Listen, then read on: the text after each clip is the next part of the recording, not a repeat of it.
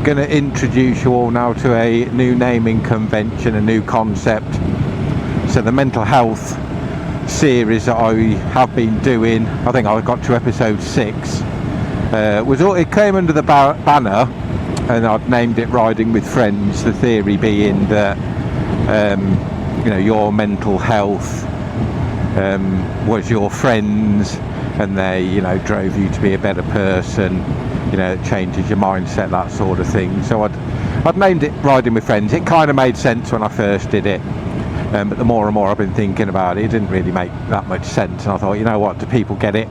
I didn't really 100% get it myself, so I couldn't expect everybody else to. So I'm going to name it all differently now. So it's going to come under the title now of Helmet Therapy, with a subtitle of Visor Down, World Off. Because let's face it, when you're out on your bike, that's where most of us will do our thinking.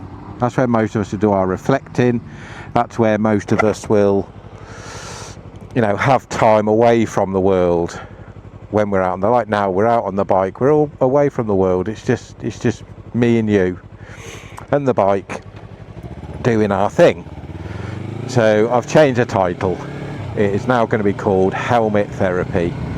We're going to stick with the episode run, so this will be episode 7, but under that new banner. So I hope you all like it. Those that have watched the first few episodes, the first 6 episodes, I hope you really enjoyed them. I hope you're getting something from it, and hopefully the more and more I put out, the more and more you'll get from it. So this week's then, what do I want to talk about this week? So a few days ago I was having a conversation with the wife, and we were talking about, so my eldest, my second eldest, my eldest son passed away unfortunately, but my second eldest son has recently left school now. He's done his one and only exam, and he has now left school, and we got to talking about exams and school and all that sort of stuff.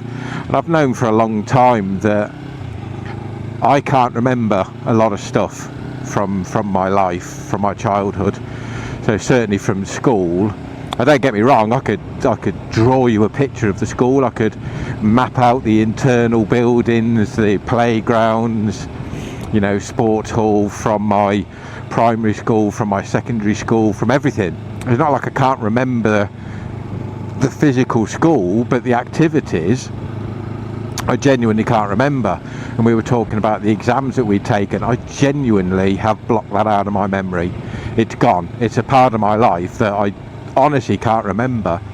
And it got me then thinking about school and private life. And there's so much stuff that I honestly can't remember doing. I can't remember having, or can't remember experiencing. And it brought on this whole short study that I've been doing now about memory blocking. And memory blocking is what we're going to talk about today.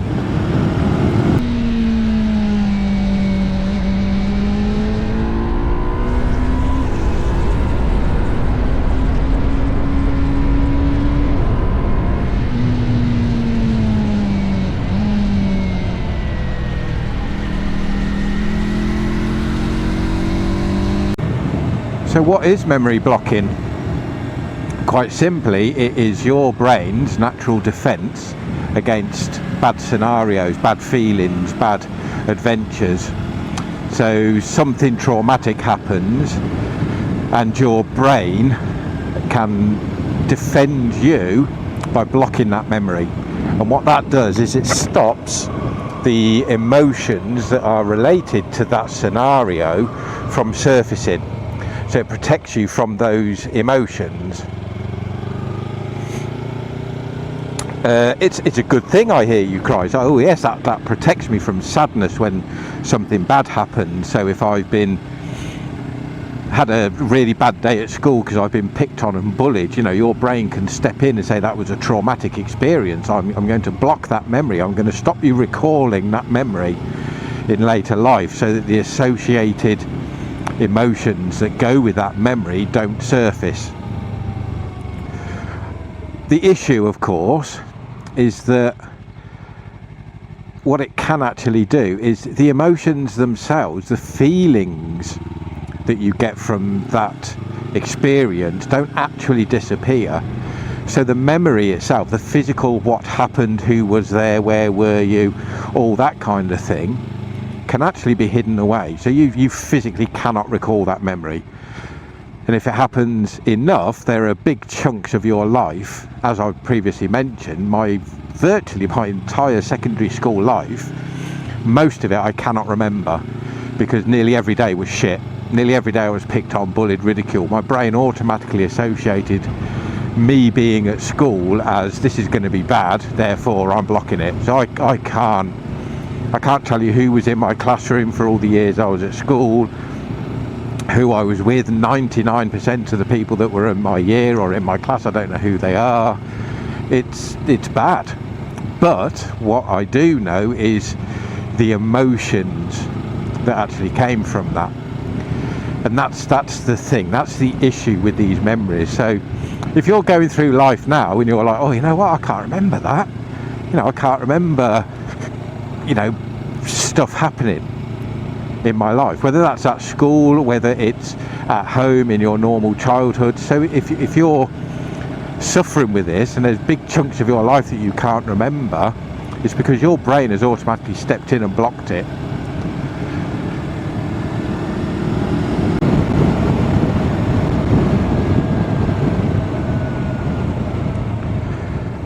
And what's bad about your brain blocking that thing out? Ultimately, your brain is there to protect you. That's its job. It is there to protect you. So if it's taken the opportunity to actually block out these scenarios, then surely that's a good thing, no? Not really.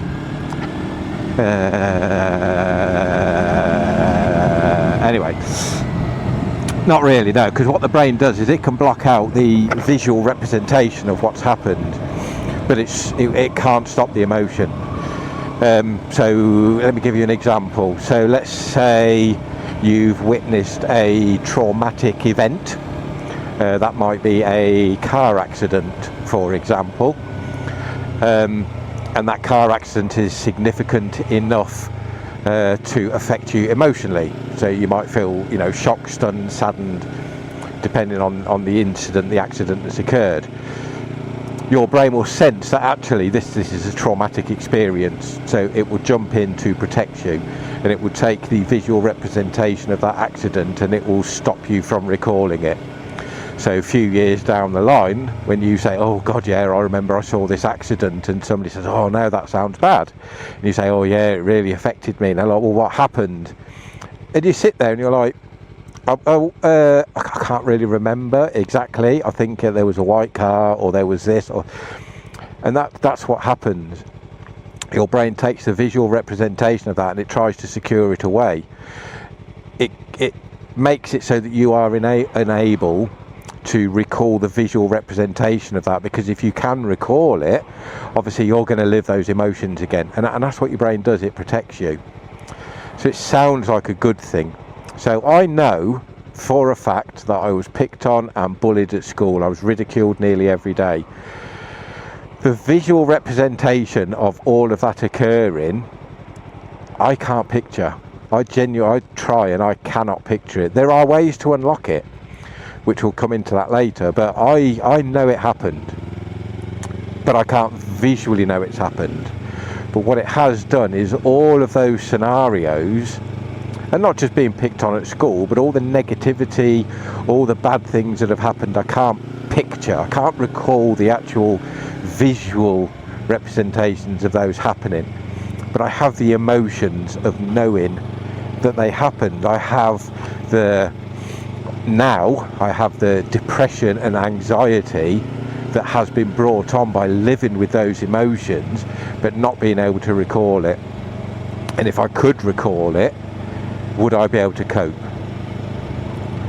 And that's the thing with the memory block. The memory block is there to protect you, to keep you safe, so that you don't have to relive it.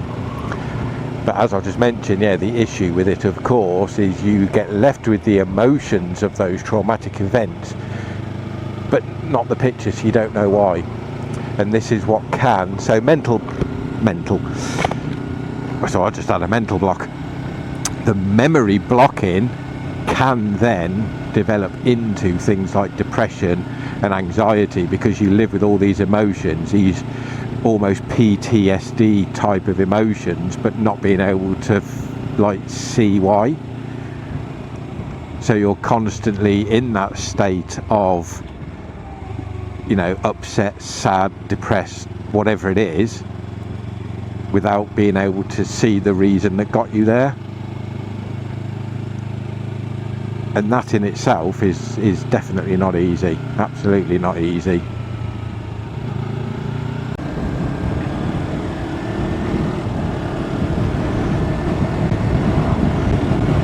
Do you ever have it then? Is memory block a thing to you?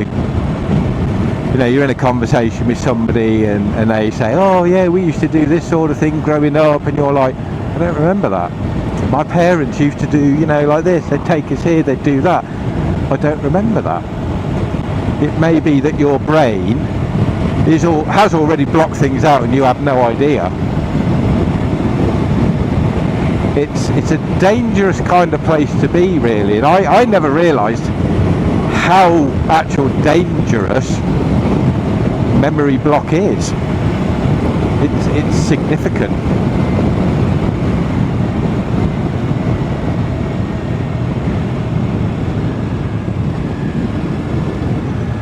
And apologies back there, I shouldn't have started talking because I had no idea what that wind was like. So, but it's significant enough because it can be a precursor to things like depression and anxiety. Now don't get me wrong, I've not studied this massively. I'm only skimming the surface of what memory block is. It's something that, again, we were having a discussion, and for many years I've questioned, why can't I remember parts, you know, significant chunks of my childhood? Why can't I remember, you know, activities at school? There's one or two activities that I can remember from school, but not many at all. Most of my schooling years are gone. I cannot remember any of them, and there's so much of my childhood at home that I can't remember.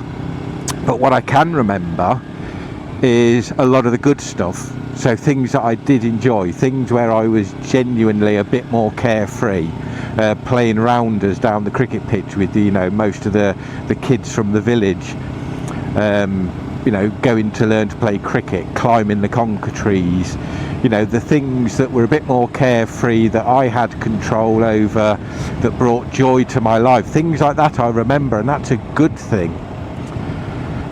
But I now seriously question, there's so much of my life that's missing, so many memories that I don't have. Was my life that bad that I've blocked them out? You know, some people can dig into this kind of thing and unearth something that is truly traumatic, really dark, bad stuff, and I don't think that's me. I think the stuff that I'm missing is, you know, it's not great because there's a reason my brain has taken it away, but I don't think it's like that serious. Well, I don't know, actually. That's probably a stupid thing to say. I don't know because I can't remember. All I know is, you know, now I've been in years of therapy because of my childhood, and most of it has been from my childhood. But anyway, the point being, if that's you, and you do find yourself that you have this memory block, that there's significant parts that is just, oh, I don't remember that.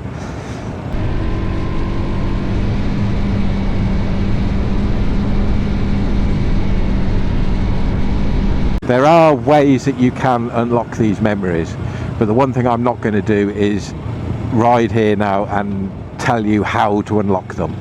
Okay, that would be ill of me to do that, because all you're going to do, you know, there's a reason those memories have been locked away. Your brain has done it for a reason.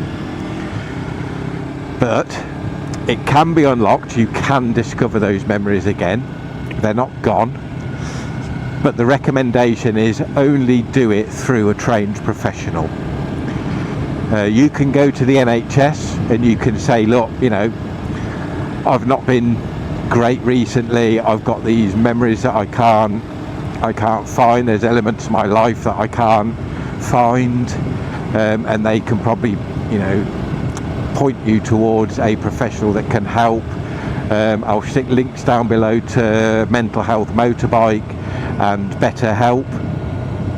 You can reach out to them and they can assign therapists that can help you out, but only go through this with a trained professional, because as I mentioned, your brain has done it to protect you. If you unlock these memories, who knows what you're going to unlock and whether you'll be able to cope with what you're confronted with. There are methods to help you once you have started this journey. CBT is a good one, and I'm not talking learn to ride a bike, although that's great therapy.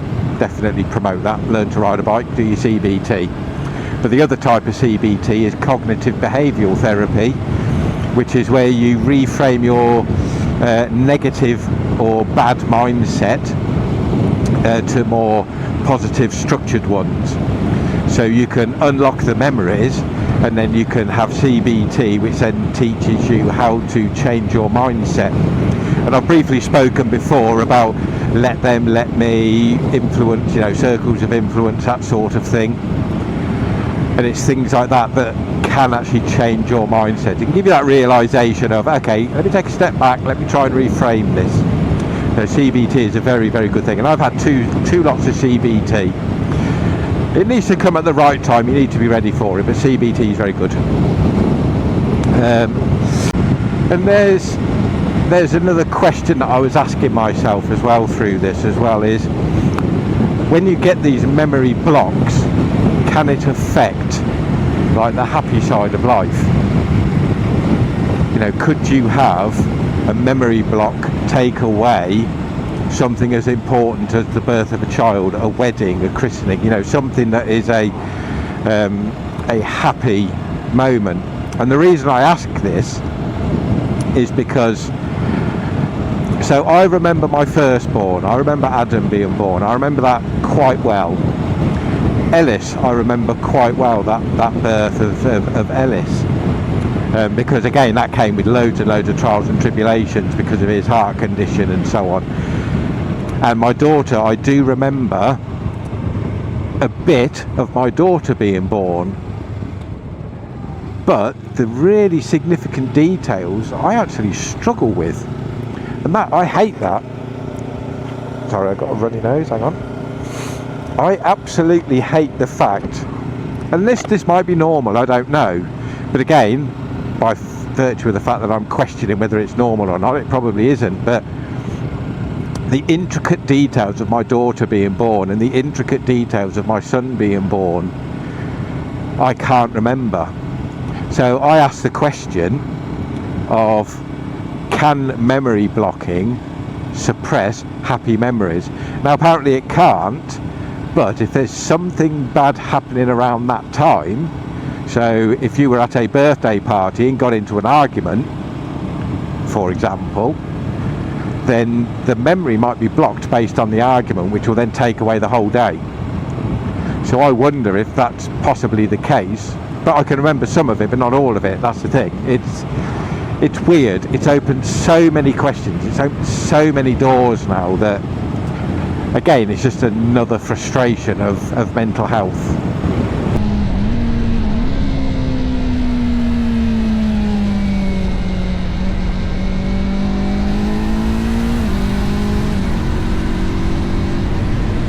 So yes, memory blocking, that's the big thing at the moment for me, is I'm trying to find out more about it. I don't want to necessarily unlock any of these memories, but I would like to understand more about, you know, what's going on, why has it happened. Like I said, there is clearly a reason why my brain has taken all that massive chunk of my life and locked it away and is not letting me get hold of it. It's doing it for protection.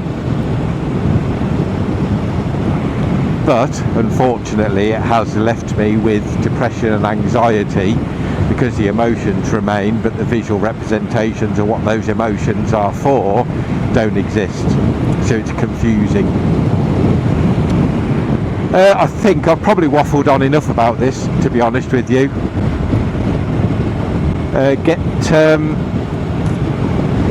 Get thinking, I guess. I don't know what I was going to say there. Get what? What was I going to say? I have no idea. Again, hopefully you found this helpful. Hopefully there's something from this, and it may have triggered something in your mind to just go, oh god, yeah, I get a lot of that as well. So maybe look into it. Don't look into unlocking the memories, just look into it. You know, is this legit? You know, do you genuinely get this kind of block?